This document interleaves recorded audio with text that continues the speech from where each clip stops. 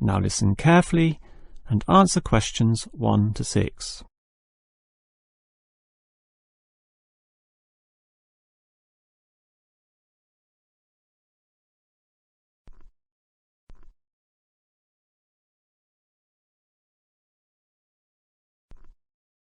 Hi, Richard. I'm glad I caught you here. Can I just talk to you about something? Our new flatmate, Anders, is not quite what I had hoped. Yes, Tom, I know what you mean, but we can't be entirely negative. He has good points. I mean, at least he's quiet. Sure, he's quiet, but remember our last flatmate? He'd say hi to you and smile and treat everyone politely. In comparison, this new guy is very impolite. He just grunts in reply and sometimes ignores me altogether. I guess that's just his way. You know, just his character. I don't think he realises he's being impolite, and it shouldn't matter to us too much. We can just ignore him too and quietly live our own lives. But his friends are hard to ignore when they visit. I know what you mean, but how often does that happen? I rarely see them, maybe once or twice a month. If they came more often, it might be a problem, but as it is, such rare visits don't matter so much. Wouldn't you say so? Well, I'm not sure, since it's very obvious when they're here because of all the cigarette smoke in the house. It stinks up the place, and you know we don't allow smoking on the premises. Perhaps we can talk to Anders about it. Always remember, though, in one respect, he's a good tenant, and it's the most important aspect. The previous flatmate would always pay the rent late. I know what you're going to say. This guy pays promptly. But there's more to being a good tenant than prompt payment. I guess what I'm saying is that basically you need to cooperate with the others, and this new guy fails significantly in this respect. Before you hear the rest of the conversation, you have some time to look at questions 7 to 10.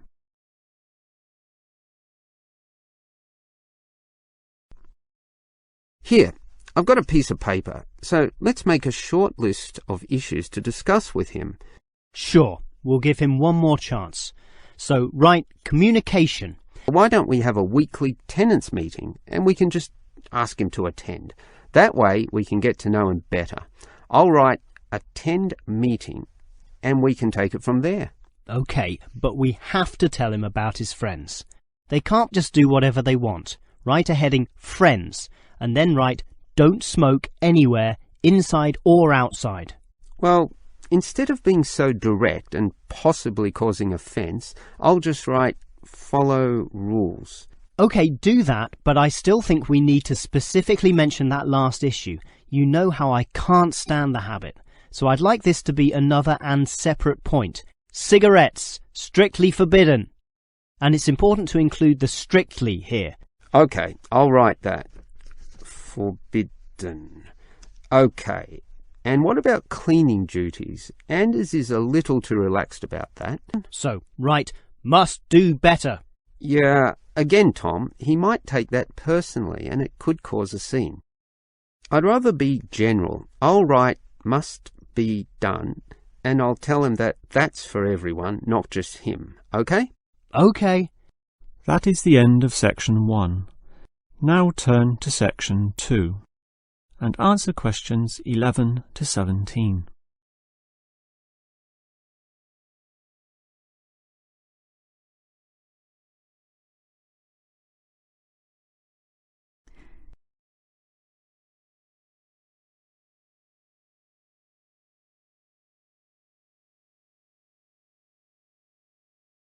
What is first aid? It is the provision of emergency on-site care when an injury occurs. And it is essential for everyone to know, if only simply, the steps which must be followed. There are, of course, minor injuries which may happen, not needing further medical care beyond the intervention of the first aider, but you can never be sure, thus the following steps must always be followed. These can be abbreviated to the words Dr. ABC, in other words, DRABC. The D stands for danger, and that's the first issue to keep in mind. When an accident happens, immediately ascertain that the environment is safe. That, for example, nothing else will fall or break or cause accidents. If you, the first aider, are also injured, the problem is even worse. The R stands for respond. You must then ascertain the best response. Once all the danger has been eliminated and the distress calls sent out, the appropriate action is, obviously, to help the injured party. Alright, that leads to A, which stands for airway. In order to stay alive, all people need to have an open airway to allow breathing. A conscious person will automatically clear their own airway. But if unconscious, this may not happen. The brain is stopped or hindered from properly directing the body, and, obviously, in the worst case, death can result. For this reason, the injured person is normally put into the recovery position. Placed on the side, tilting the head back and ensuring that there are no blockages in the mouth. To free any such blockages, the back can be slapped or the chest compressed, allowing anything to be spat out. Now that the airway is free, check for B, or breathing. If breathing is not happening or is irregular, the first aider may have to assist with what is technically known as cardiopulmonary resuscitation, or more commonly, CPR. This involves breathing for the patient through mouth-to-mouth contact, while periodically massaging the heart through compressions to the chest. This combination allows blood and oxygen to flow around the body, keeping the patient alive, hopefully until medics, such as doctors, advanced first aiders, or ambulance staff arrive. Before you hear the rest of the talk, you have some time to look at questions 18 to 20.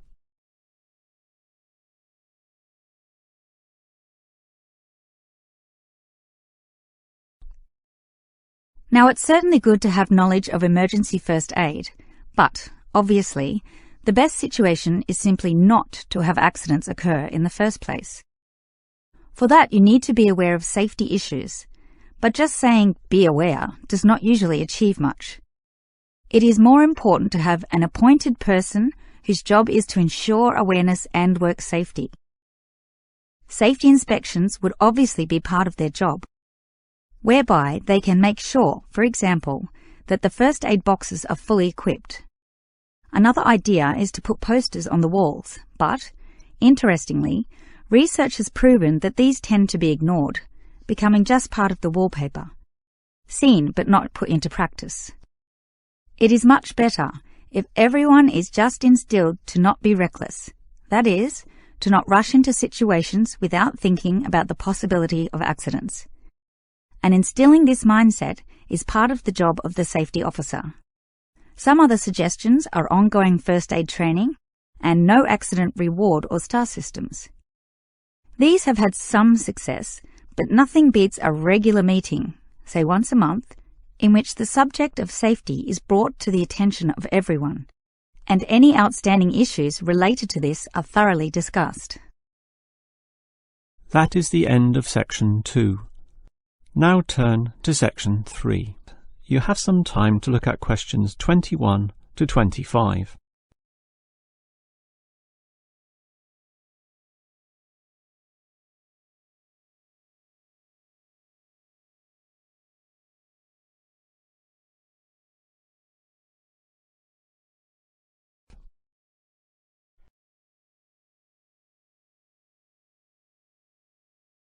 Hi, Nicole.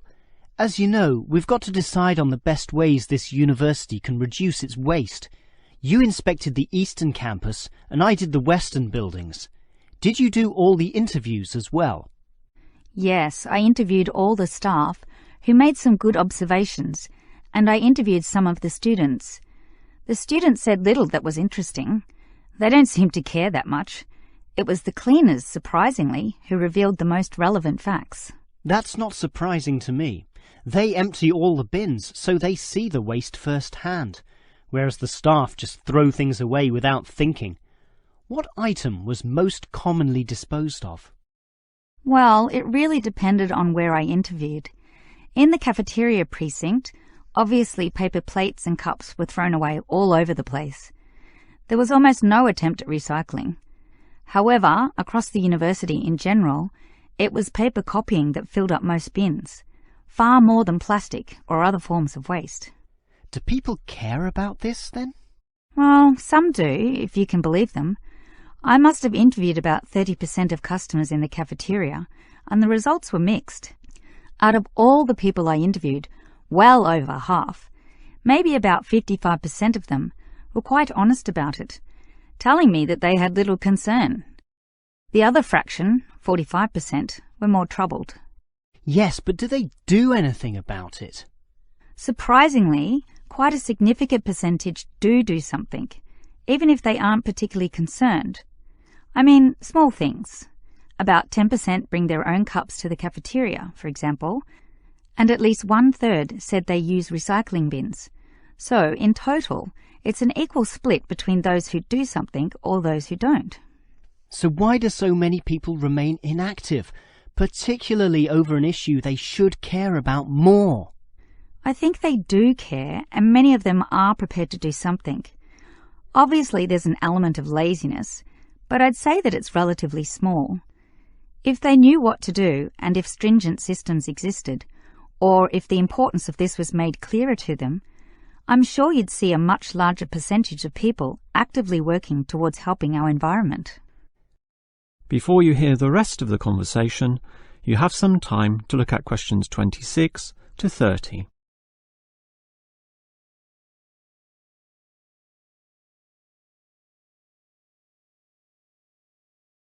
Clearly then, there's a significant waste of paper here at this university, so I've worked out one practical suggestion which could help reduce it, specifically the waste from the excess photocopying.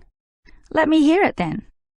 Obviously, for a start, we've got to ensure that people, including the staff, without exception, copy both sides of a page. We can't tolerate single-sided copying. It's just far too wasteful. Absolutely. Just more trees being chopped down. But as people are doing copying, there may be adjustments and practice copying, producing single-sided copies or blank pages not wanted and not intended for use. These need to be deposited into a tray for intended recycling. You know, for recopying onto the blank side of the page. But people don't usually do that. I'm afraid it's just human nature. No matter how unimportant the copying is, they prefer to use fresh paper. Yeah, I agree with you, which is why you need to display these papers right in front of everyone with a clear sign, "Please reuse," to make it easy for them to do so. They still won't do it. I know. That's why you take some of these papers and regularly stack them inside the copier in a special tray once a day, say in the morning. Well, that's getting better, making it easier for them to use the paper. But still, I'm afraid many won't. That's why you allow everyone to select this tray when copying. You distribute numbers or codes to every person, giving them special access to this recycling tray. Every time they use papers from this, it's tallied up to their account. I know I'm sounding a bit negative, or even cynical here, but why should they bother using that tray? Because the person who does the most copying from this recycling tray gets, say, a cinema pass or lottery ticket or some other sort of reward. Ah, right. Now that's a system which might just work. That is the end of section 3. Now turn to section 4. You have some time to look at questions 31 to 33.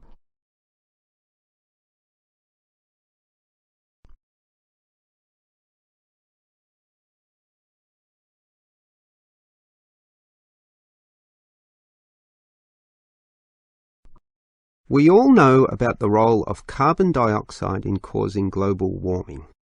Obviously, society needs to reduce the release of carbon dioxide, otherwise known as CO2. This gas comes from the burning of fossil fuels, such as coal and oil, and it is virtually impossible for society to prevent or even limit such activity. Our need for energy and power is just too great. Instead, a more practical idea is to collect the carbon dioxide from the burning process, for example, directly from the chimneys of power stations, and somehow prevent this gas from being released into the environment. To do that, you need to store it somehow, and that has to be essentially forever. It is perhaps for this reason that many believe that, rather than storing the carbon dioxide as a gas, it is better to react it with metal oxides, such as magnesium or calcium, which results in the formation of a hard carbonate material. The gas is, in effect, turned into a stable and unreactive solid, which can simply be dumped anywhere. This process actually occurs naturally, although very, very slowly, and is one cause of the surface limestone in the world. But this slow reaction speed is the problem. Even when enhancing this process through high temperature and pressure, or pre-treatment of the mineral, it is still far too slow to be economical. One other technique which has been suggested is to pump the gas to the bottom of the ocean, where it would react with compounds in the seawater, forming carbonic acid. However, this alternative has now been ruled out.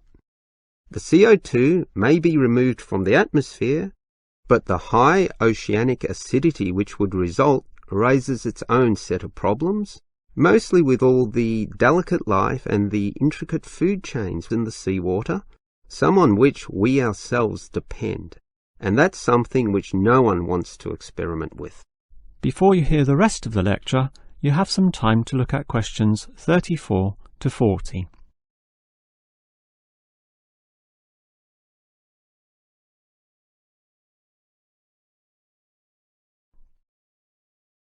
Perhaps because of the lack of alternatives, the most commonly discussed solution to the problem of disposing of carbon dioxide is to pump the gas underground, a technique known as geosequestration.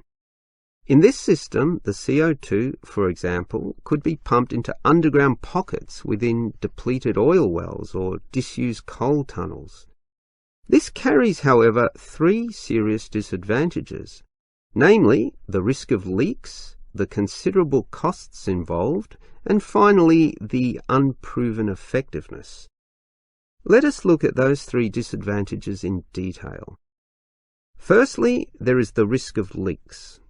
Although the gas would be deep and sealed over by masses of rock and earth, the huge pressures in these spaces would turn the gas into a liquid state, capable of moving through rock fissures or faults. This could allow the gas to eventually be released to the surface.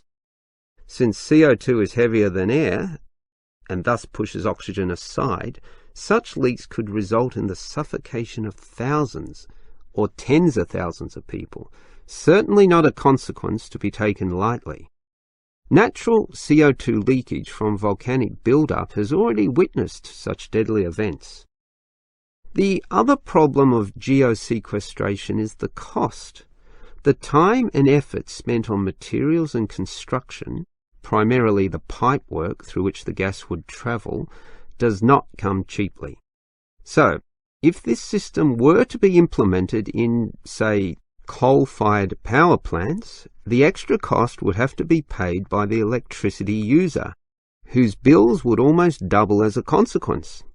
Few people are prepared to pay this much simply to make a small dent on the effects of global warming. And this leads to the final problem. The most basic question is whether geosequestration actually reduces global warming. The problem here is that the energy needed to create and drive the sequestration process would require approximately a quarter of a coal-fired electricity plant's output. In other words, the plant would have to burn 1/4 more of its coal just to account for the sequestration of the carbon dioxide. And with coal producing other noxious pollutants, such as sulfur, ash, and heavy metals, the environment is hardly benefited at all. Nevertheless, there are many active experimental efforts underway, primarily in oil production sites. These are small, but intensively monitored and analysed. All we can say now is that the jury is still out on whether underground carbon storage will one day be feasible. That is the end of section 4. You now have half a minute to check your answers.